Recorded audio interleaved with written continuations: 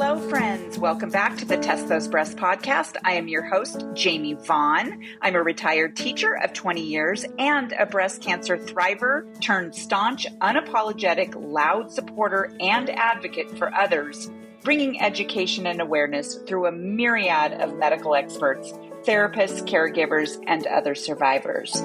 A breast cancer diagnosis is incredibly overwhelming with the mounds of information out there, especially on Dr. Google. I get it. I'm not a doctor, and I know how important it is to uncover accurate information, which is my ongoing mission through my nonprofit. The podcast includes personal stories and opinions from breast cancer survivors and professional physicians, providing the most up-to-date information at the time of recording. Evidence, research, and practices are always changing, so please check the date of the recording and always refer to your medical professionals for the most up-to-date information. I hope you find this podcast a source of inspiration and support from my guests. Their contact information is in the show notes, so please feel free to reach out to them. We have an enormous breast cancer community ready to support you in so many ways. Now let's listen to the next episode of Test Those Breasts. Today, I am so thrilled to have my new friend, Dee Cloud, on my show. Dee is a two-time breast cancer survivor, a wife, mother of two, and breast cancer recovery strategist powerhouse. Dee has made it her life's mission to support, coach, and help breast cancer survivors to live a fulfilling life free of fear and trauma that breast cancer has caused, and instead provide survivors with the tools to help them find their true meaning, purpose, and happiness.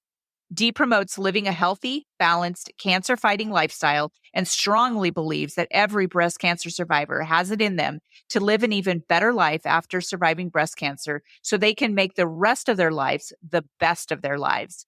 Dee is also an international transformational speaker, author, and coach.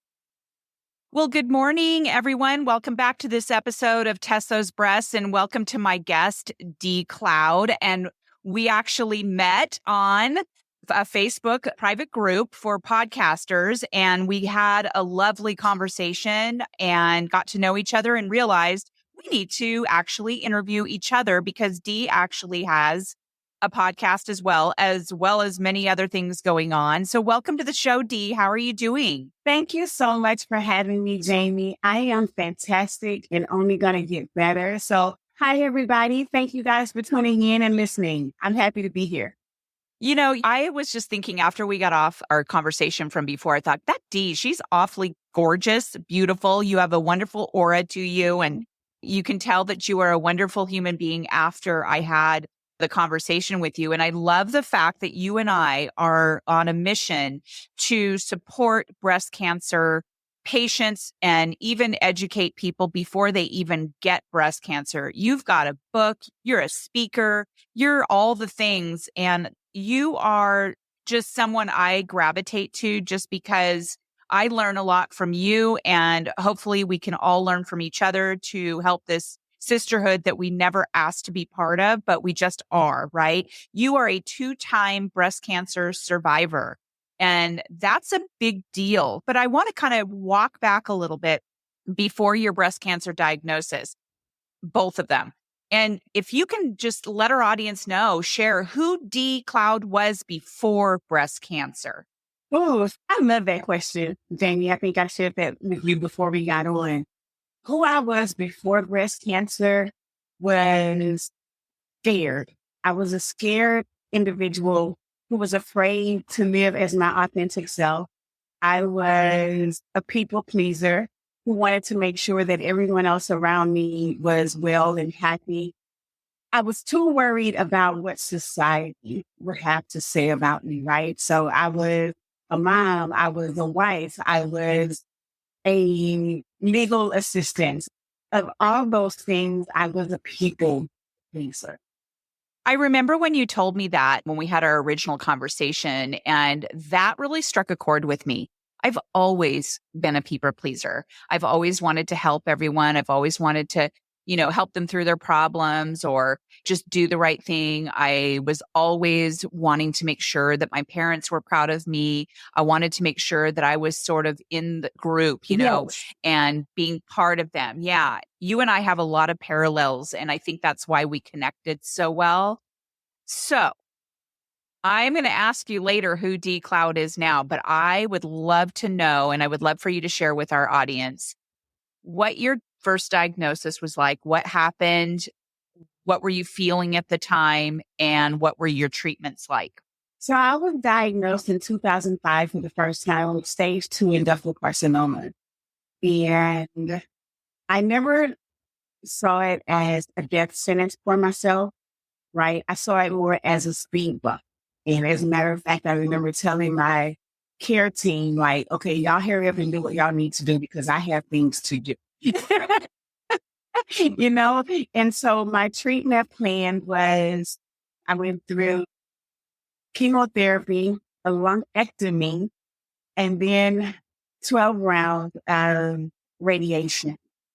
I remember thinking during my first chemotherapy with, I think it was Paxil, if I'm not mistaken, it was 2005. Give me some grace. But I remember thinking, oh, this is easy. This is nothing, right? Because nothing was happening to me other than I was losing my hair, which was not a big deal to me because I was already suffering from alopecia. So my hair was already leaving by the time I was diagnosed with breast cancer. I was already wearing wigs. So that was not a big deal to me. My biggest concern was my kids and how they would handle it. I had a 14-year-old and a 5-year-old at the time. And so I was more concerned with how they would handle the diagnosis. So I remember feeling like I had to be strong for everyone else, knowing that everyone was watching how I was going to handle this and knowing that they were getting their cues from me. So as long as I was brave and strong and fierce and not worried and putting on a brave face and the whole nine, then everybody else around me was fine. And I remember I wanted to be so independent and so strong that I didn't allow people to really support me. I drove myself to my chemotherapy treatments. I went by myself. I was like, no, I don't need anybody to go with me. This is fine. It's not a big deal, But then I remember one time when I switched, but when my chemotherapy treatment switched to FEC, the Red Devil, I got home with a ring and a prayer. I remember barely making it home because I felt so sick. And it was in that moment that I realized that there's no reward for suffering, that I was doing myself a disservice by not allowing people to be there. I was not used to being vulnerable and saying, hey, I need help. To me, being vulnerable at that time was a sign of weakness.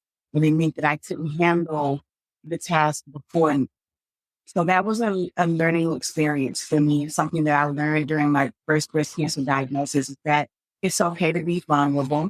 It's okay to allow people to be there to support you and that you don't have to do this thing alone. Yeah. So you started off still being that people pleaser D and strong D. I can do it all myself to, all right, I understand. I get it. Okay. I need to be able to do this. I was really lucky when I was diagnosed. I had a lot of people tell me, I know you like to do everything yourself. I know that you're very independent, but you do need to let people take care of you. And I took that and I was like, you know what? I'm going to go ahead and let them do that. And I did. And I will say that that was the best thing I could have done because I had a tribe of women. My husband was a wonderful caregiver, but they all came over and they put a healing room for me together, decorated it really nicely. One of my friends brought me a little mini refrigerator to put in there, a little coffee maker and a humidifier and a fan. And my husband put up a fan, painted the room, put new shades in, a TV, just for those times where I needed to go in there, just be, especially after the treatments, right? So I love the fact that you finally realized after the Red Devil, all of it's just, why did they even name it that? But I guess I know, but yeah. So going into your second breast cancer diagnosis, that must have been like, are you kidding me? What was the difference between your first one and the second one? You're right. To be fair, just like with the first time, I found my lump myself. The second time, I felt the lump again. So it was definitely a WTF moment.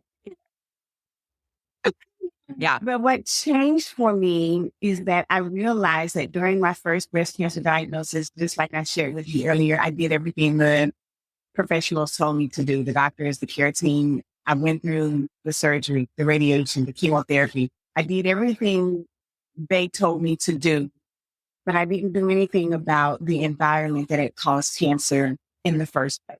I went right back to not moving my body. I went right back to eating the same way. I went right back to the same stressful situations. I don't judge anybody that does that because going back to the familiar is easy. Change can be hard and scary, right? Especially when we are faced with uncertainty and we don't know like the outcome of those changes is going to be. And so it was my nurse this time got my attention and she said, you really have to reduce the stress in your life. Now, Jamie, I don't know how she knew I was stressed because I absolutely didn't tell her. I wasn't sharing with anybody the secret that I was holding inside. But she got my attention. And I remember reading something one time that said the definition of insanity is doing the same thing and expecting different results. So I started reading about breast cancer and how I could help myself. And when she said I needed to reduce my stress, I knew that the biggest stressor for me was that I was hiding in plain sight. I was married to a wonderful man, but I was not in love with him. I was actually in love with a woman and I was hiding my sexuality. And I knew that it was time for me to stop hiding. So the first thing I did was finally get the courage to ask for a divorce. I finally got the courage to leave a very stressful job, even though it paid well. So that meant taking a pay cut after asking for a divorce. So there was a lot of uncertainty around that. And I finally got the courage to come out and say, hey, this is who I am. And which was really hard for me because my mom was, may she rest in peace, a Bible-toting, scripture-quoting Christian, right? And I was really concerned about how that was going to affect my relationship with my mom, how my siblings were going to react, how it was going to affect my kids. So I had all of these stressors that were on me, like, okay, I don't want to be ostracized for being who I am. But the reality was it did cause a chasm between me and my mom. I lost some friends. Me and my best friend, we split up for about 2 years. Oh, my. It was a really difficult time in my life to the point where I even contemplated suicide, right? Like, death has to be better than being ostracized and judged and ridiculed and shamed and all the things, right? But it was my son who said to me, Mom, I just want you to be happy. And at the time, I believe he was like 16 or 17. And getting that reassurance from my son that nothing had changed for him was the support that I needed. From that point forward, I just started to live my life for me. And what I will share with you, Jamie, is that after that, once I started to live as my authentic self, it seemed like the blessings just started pouring in, right? Like everything just started to fall into place. And I realized that it was my duty to encourage others to live authentically. It was my duty to encourage women to know that not only can life be good after breast cancer, but it can be better than ever before. And so that's my mission. So let ladies know that not only can life be good after breast cancer, but it can be freaking fantastic. Yeah, I love that message. Yeah. So you have so many layers going on, and that stress piece is huge. I know that I was pretty stressed before I got breast cancer, and I'm very mindful about what I do now and who I spend my time with and decisions that I make and things like that. I love the fact, and it's like, okay, why did it take breast cancer to make me be able to come out and, talk about this secret I've been keeping all these years? And kudos to you for doing that. And it is hard to lose friends because of certain things. I mean, we have people who lose friends because of political ideologies and, all these things. And it's so heartbreaking and sad that people cannot accept you for who you are. So I'm assuming that you're very happy with this same person, the same woman. I am. We have been married now 10 years, 10.5 years. And we've been in each other's lives for, oh my gosh, I don't even know how long. Well, Miss Evans, my daughter is 24. So we've been in each other's lives for over 20 years. And okay, she was my caregiver, actually, when I was going through treatment and all the things. Like, she took such great care of me. And I'm always saying, like, maybe that's why I fell in love with her. But she took such great care of me with changing the ports in the draining bags and all those things. That she really is my best friend. She's my life partner. She's my support system. She's my biggest advocate. She's my biggest fan. She is absolutely phenomenal. And I'm happier than I've ever been. And it is the healthiest relationship I've ever been in. I love that. Congratulations to both of you. I just really am so glad that you were able to lift that cloud, if you will, off of you, because that is just so heavy. And that probably drove you nuts doing the things that you thought your mom would want you to do, getting married. And it probably drove her nuts because you both had this love for each other. And I just love the fact that she was your caregiver like that. And so that you would have a caregiver in her, obviously, now, and vice versa. And that's such great support. Absolutely. So your second diagnosis was what year? It was about 2008. Okay, 2008. So it was very quickly after. It wasn't too far after. It was very quickly after this. And I really feel like it was my divine tap on the shoulder. Like, God tapped me on the shoulder and said, okay, sweetheart, I don't think you understand. I'm trying to get your attention. Right? Yeah. How old were you in your first diagnosis? 35. 35. Okay. So like at that age, it's like we're not expecting to be doing that kind of stuff, right? You're not expecting to get breast cancer at that young age. I mean, I know that when I got breast cancer, I was 54. So I'm 56 now. And at that point, I was like, okay, this is about the right time. It's not like I didn't expect to get it, because I kind of had a feeling that I had a very good chance, even though I didn't have it in my family. But I had known so many people who had it. And I remember hearing one of my friends say that her doctor said, it's not a matter of if you're going to get it, it's a matter of when. Wow. I mean, we see so many breast cancer diagnoses every single day, and it is insane, and it's getting younger and younger. But when you're in your 20s and 30s, you're not thinking about that stuff. You're not even thinking about mammograms at that time, right? Absolutely. Yeah. So it kind of makes sense, Dee, that you were like, all right, so I got through that and now I can move on with my life. And then boom. And so, as you said, God tapped you on the shoulder and you're like, hello, wake up, Dee, right?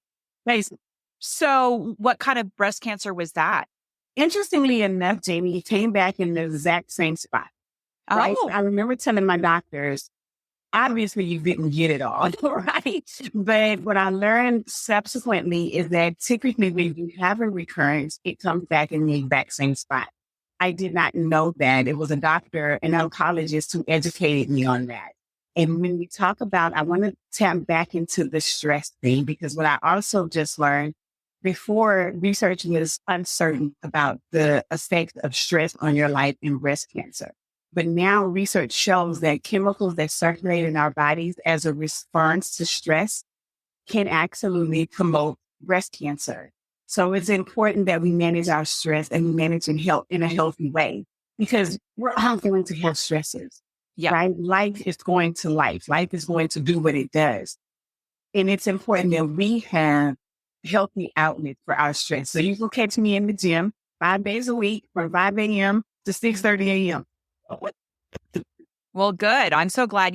I learned that pretty early on. I had reached out to a guy named Eddie Enever. He is out of Australia and he is a therapist, but he's a 3-time cancer survivor. And he finally figured out, at some point why he kept getting it back. And one of his pieces is that he wasn't taking care of his mental health and all of that. He was focusing on the chemo and the meds and the cancer, right? He was not focusing on why that was happening. Absolutely. And so I reached out to him in the middle of the night one night because I was in such a deep, dark place in my head. And I really was really scared that this wasn't going to turn out so well because of how I was feeling. Reached out to him and said, told him who I was. And I said, and I watched some of his videos and read some of his stuff. And I asked him for his help.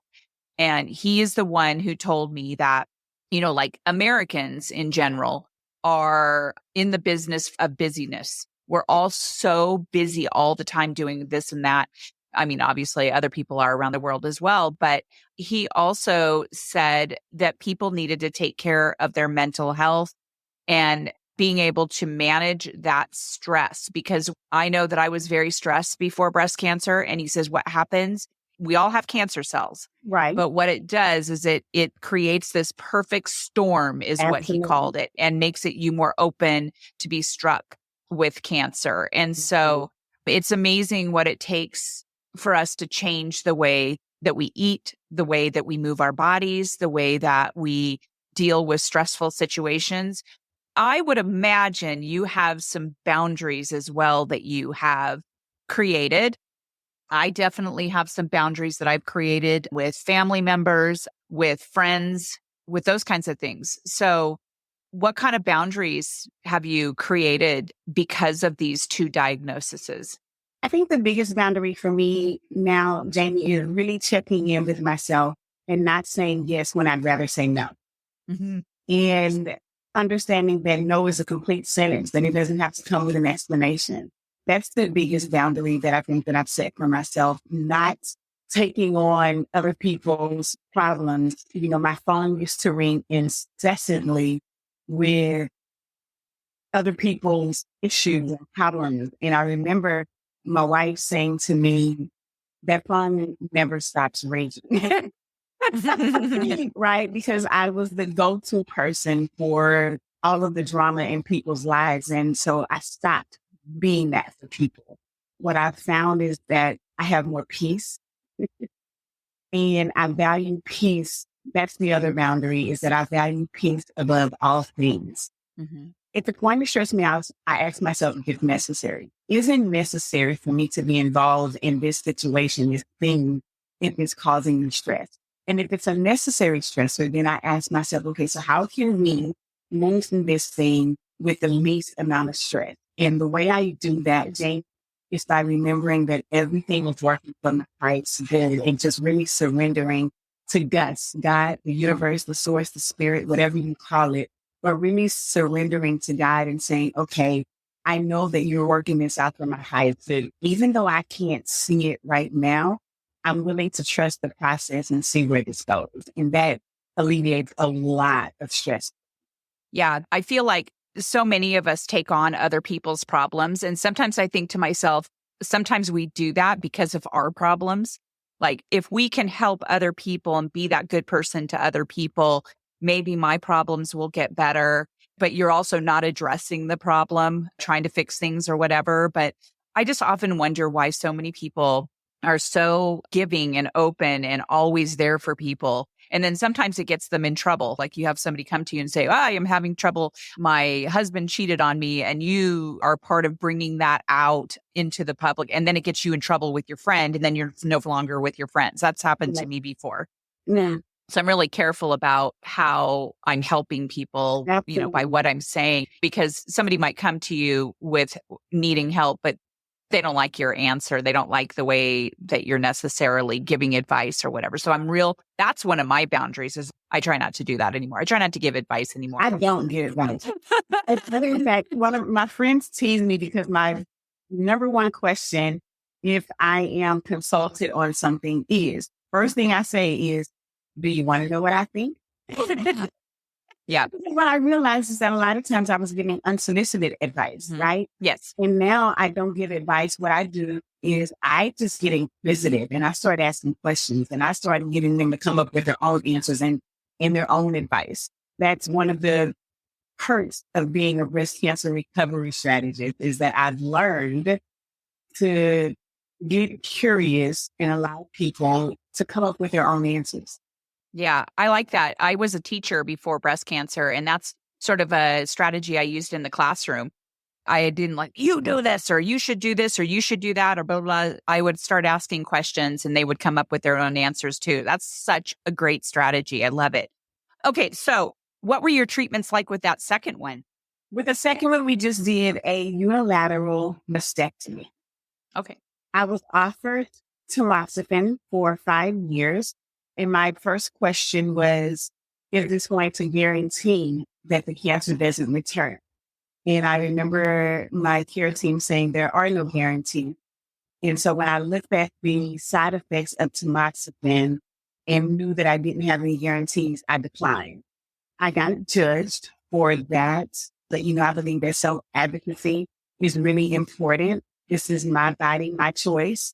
And so I made the choice to not go on a medication for 5 years. And I am now 16 years in remission. So I think it was a great choice for me. And I think that what's important for anybody on this journey to understand is that you do have choices.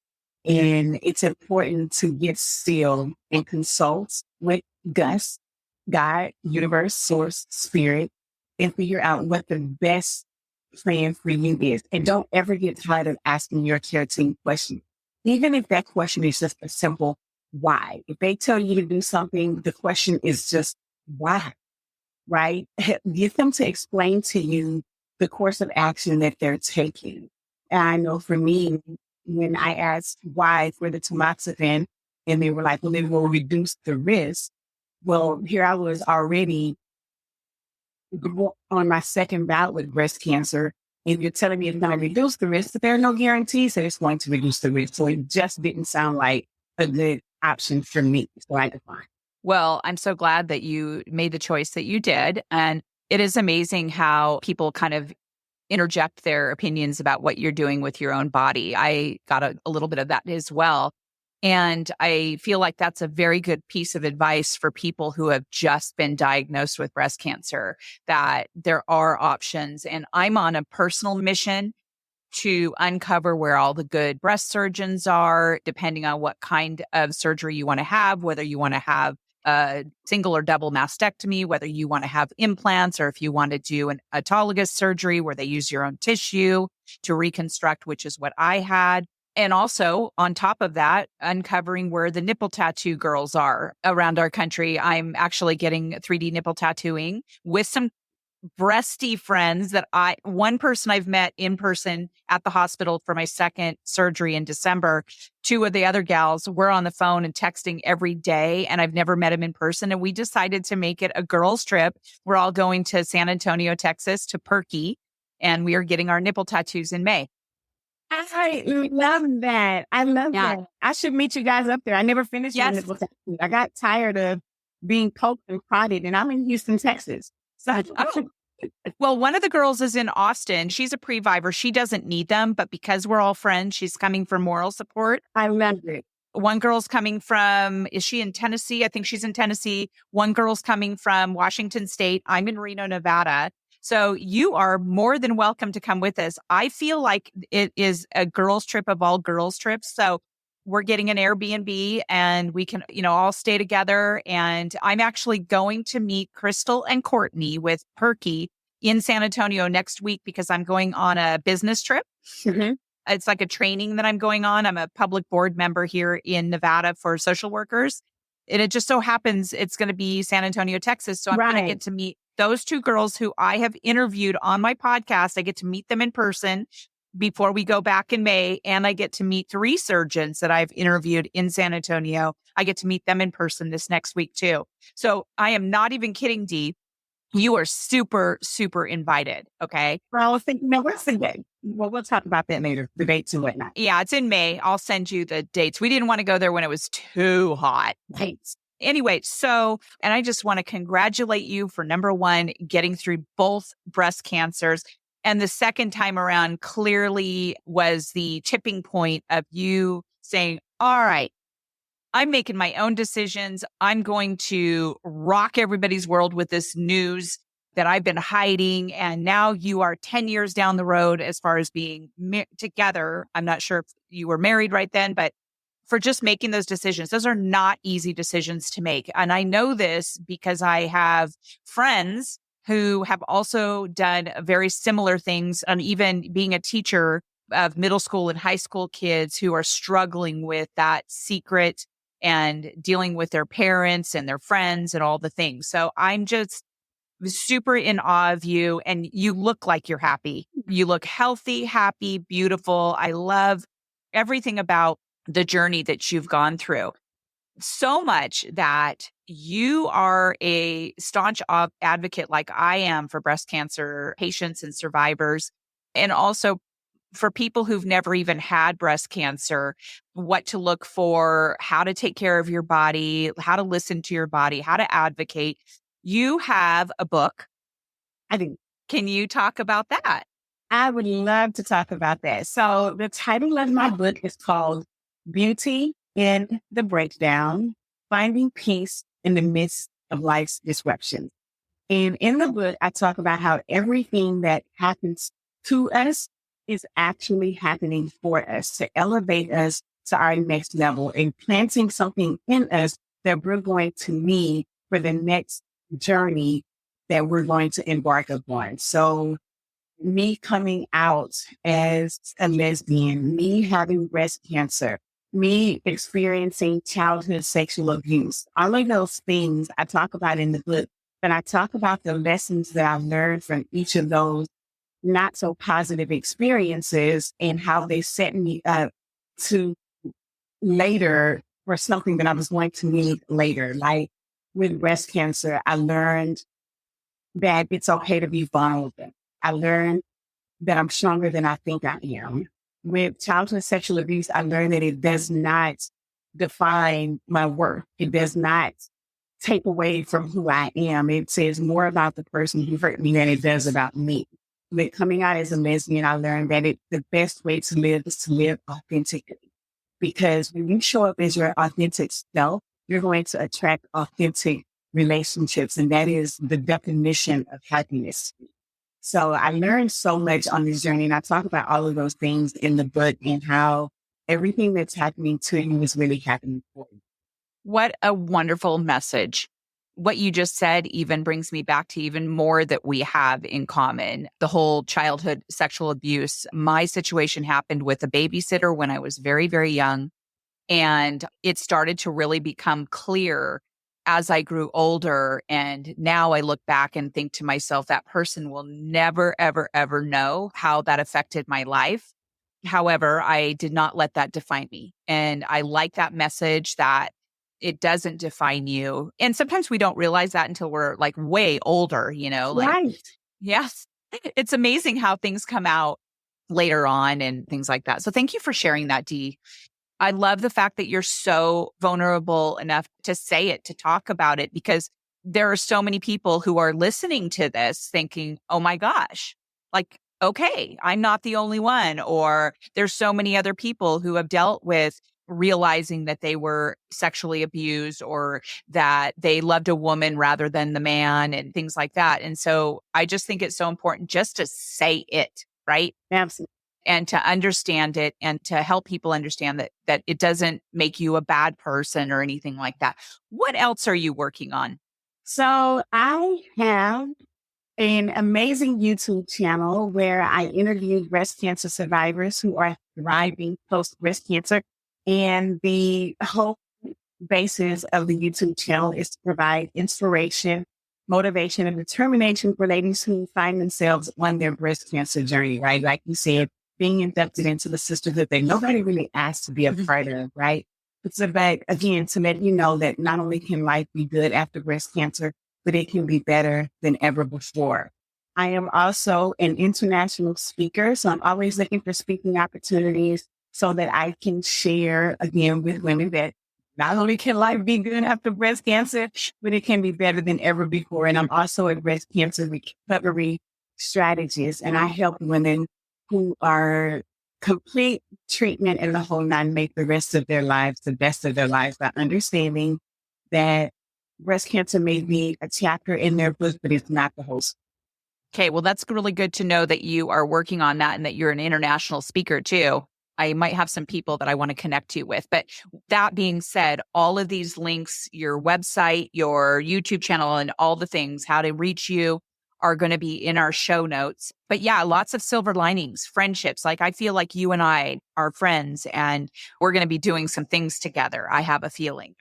Listen, one of the things Jamie said that is just so profound is that this is the sisterhood that nobody asked to be a part of. But once you get in, the love and support that you will receive from other ladies who have gone on this journey, it's unmatched. It's unmatched. The love and support of the Pink Sisterhood is unmatched. Somebody asked me if I was happier now than I was before. And in so many ways, yes, I am. I hate the fact that my mother is no longer with me. That broke me big time back in 2019. I wish so much she was here, but I do incorporate her in my life. In fact, that's her urn right there. I have taken ashes out of it already. It took me a long time to do it, but I have taken ashes out because I'm helping her continue to be a world traveler. She always was a world traveler with my dad, and I am taking a little bit of her in everywhere I go and sprinkling her. Yeah, so she is still very much a part of my life. I don't like the fact that she's gone, but I will say that my heart, because of my new life and with my sisters like you and so many others and this profound purpose that I have found, it is unmatched. Yeah. So I want to wrap this up by asking you a really, really important question. Everyone knows that my podcast, Test Those Breasts, is all about bringing awareness to people who have been diagnosed, who are survivors. I mean, even in our survivorship, we learn so much from our podcasts, right? Our guests and everything. But one group of people that I primarily try to reach are those people who are sitting on the sidelines. They've never even been diagnosed. I don't care whether they're in their 20s, 30s, 40s, 50s, and beyond. What big piece of advice do you have for those people? Early detection is key, is the big advice that I have for people who have never been diagnosed or tested by breast cancer. I would say to them, think of 8 women that you love. One of those 8 women will be diagnosed with breast cancer. And so early detection is key. Do your breast self-exams because as Jamie pointed out, age is no longer a factor. I interviewed a young woman on my YouTube channel a couple of weeks ago who was 25 at diagnosis, right? I was in clinic with a woman who was 18 at diagnosis. So it's really important that we do breast self-exams and not wait on mammograms. I would also say that if you have dense breast tissue, that it's important to be an advocate for yourself and ask for additional testing beyond the mammogram, because with dense breast tissue, it's harder to find the tumor. Yeah.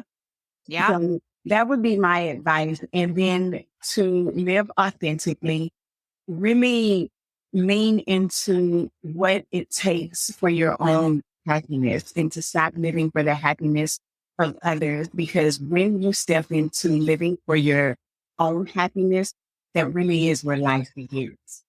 That just made my heart happy when you just said that. And I appreciate you're talking about extra screening for people who have dense breasts. I started asking for extra screening when I found out I had dense breast tissue. And we need to remember that younger women have dense breast tissue. And as we grow older, it becomes less dense, so they can see it. There is a really good Instagram, this doctor who got breast cancer, and she did an analogy. She had a cup of like some clear cream type milk or something and a cup of coffee. And she took a white, like, I don't know, marshmallow or something like that and stuck it into the coffee, and you can see the actual white marshmallow or whatever it was. She was trying to say, when you don't have dense breast tissue, it's easier to see with a mammogram.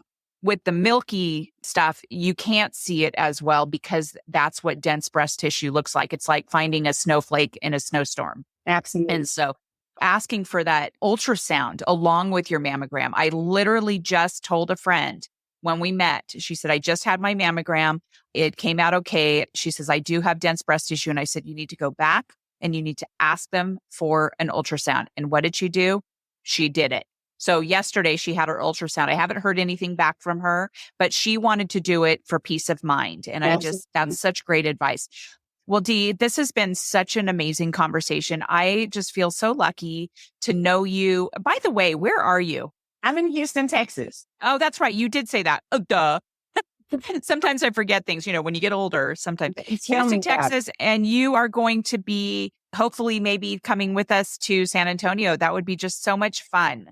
I really hope that I have room in my schedule to join you ladies, because that would be fun to be together with some pink sisters, to do something so fun and really get to connect on something positive and fun would be amazing.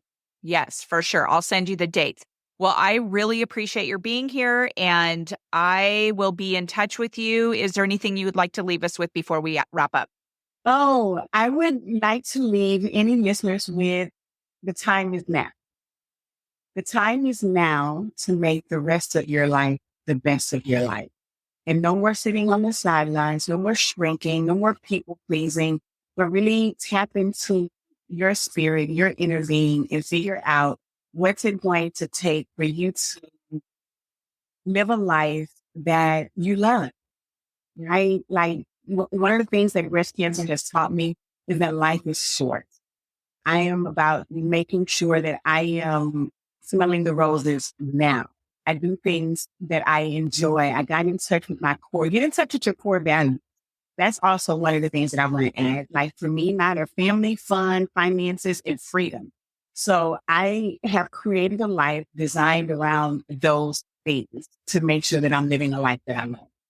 Yeah, well, good. I'm glad I connected with you too, because that's what I do as well. My husband and I just even spent some money redecorating our whole entire master bedroom, and we're doing our bathroom and everything. It's like, why not do it right now? I mean, we're retired. Let's do it right now, because nothing guarantees that we're going to be here tomorrow, right? Absolutely. Absolutely. Well, awesome. All right, Dee. Well, thank you very much. And to my audience, I really appreciate your joining us again on this episode of Test Those Breasts. And we will see you next time. And bye for now. Bye.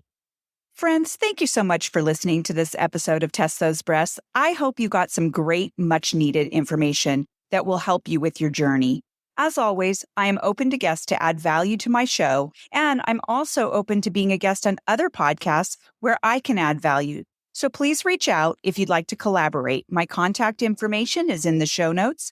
And as a reminder, rating, reviewing, and sharing this podcast will truly help build a bigger audience all over the world. I thank you for your efforts. I look forward to sharing my next episode of Test Those Breasts.